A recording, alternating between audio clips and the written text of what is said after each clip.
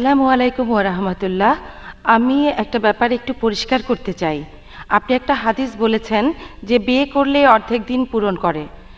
আমি যেটা জানতে চাই যে বিয়ে করলেই কি অর্ধেক দিন পূরণ হবে, নাকি বিয়ের পুরো প্রক্রিয়াটাই কিভাবে করছেন, স্বামী বা স্ত্রীর সাথে কিভাবে ব্যবহার করছেন, মানে পুরো প্রক্রিয়াটাই, যেদিন বিয়ে করলেন তারপর থেকে যতদিন বাঁচলেন, নাকি শুধু বিয়ে করলেই অর্ধেক দিন পূরণ হবে? বোন, আপনি খুব সুন্দর প্রশ্ন করেছেন। একটা হাদিসের কথা বললেন যে বিয়ে করলে অর্ধেক দিন পূরণ হয়। এখানে কি বিয়ে করলে অর্ধেক দিন পূরণ হবে নাকি পুরো প্রক্রিয়াটাই ধরতে হবে? বোন, আমি আগেও বলেছি, মহানবী যখন বলছেন বিয়ে করলে অর্ধেক দিন পূরণ হয়, তিনি বুঝিয়েছেন যে বিয়ে আপনাকে অবাধ যৌনাচার আর ব্যভিচার থেকে রক্ষা করে। বিয়ে একটা ধারাবাহিক প্রক্রিয়া, এর উপর অনেক হাদিস আছে। আমাদের প্রিয় নবী বলেছেন, যখন বিয়ে করবে তুমি সাধারণত 4টা বিষয় দেখবে: সম্পদ, সৌন্দর্য, আভিজাত্য আর সদ্গুণ।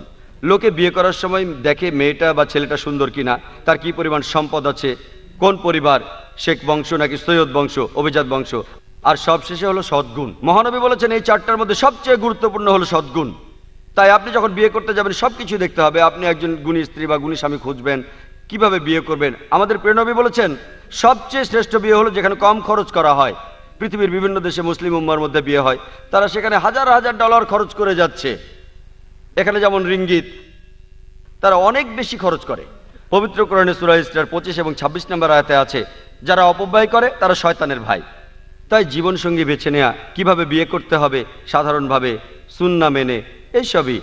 তারপর কিভাবে সন্তানদের বড় করবেন, বিয়ের পর স্ত্রীর প্রতি বিশ্বস্ত হবেন, এমন না যে বিয়ের পর আপনি ব্যভিচারে লিপ্ত হবেন, এইভাবে অর্ধেক দিন পূরণ হবে না। মহানবী বলেছেন তোমাদের মধ্যে সেই ব্যক্তি সর্বোত্তম যে তার স্ত্রীর কাছে ভালো। কিভাবে স্ত্রীর সাথে ব্যবহার করবেন, পবিত্র কোরআনে সূরা আল নিসার 19 নম্বর আয়াতে আছে, তাহার সহিত সৎভাবে জীবনযাপন করিবে যদিও তাকে অপছন্দ করো। যদিও তাকে অপছন্দ করেন, কোরআন বলছে তার সাথে সততার সাথে জীবনযাপন করতে। পুরুষরা যৌতুক নেয় প্রাচ্যের দেশ যেমন ইন্ডিয়াতে স্ত্রীদের কাছ থেকে, ইসলামে আপনি দেবেন দেনমোহর। বিয়ে করলে আপনাকে একজন ভালো স্বামী হতে হবে, বিয়ের পর সন্তান সন্ততি হলে হতে হবে একজন ভালো মা বা ভালো বাবা। এই যাবতীয় ব্যাপারগুলি যাদের সাথে বিয়ের সম্পর্ক আছে, যদি আপনি এই সব কিছু পূরণ করেন তাহলে আপনার দিনের অর্ধেক পূরণ হবে।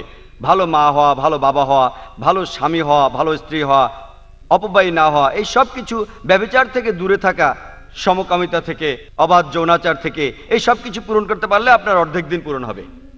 সেই জন্য আমাদের প্রিয় নবী বলেছেন বিয়ে করলে অর্ধেক দিন পূরণ হয়। অর্থাৎ বিয়ে করে যদি ইসলামের সব নিয়মগুলো মেনে চলেন, ইনশাআল্লাহ আপনার অর্ধেক দিন পূরণ হবে। আশা করি উত্তরটা পেয়েছেন।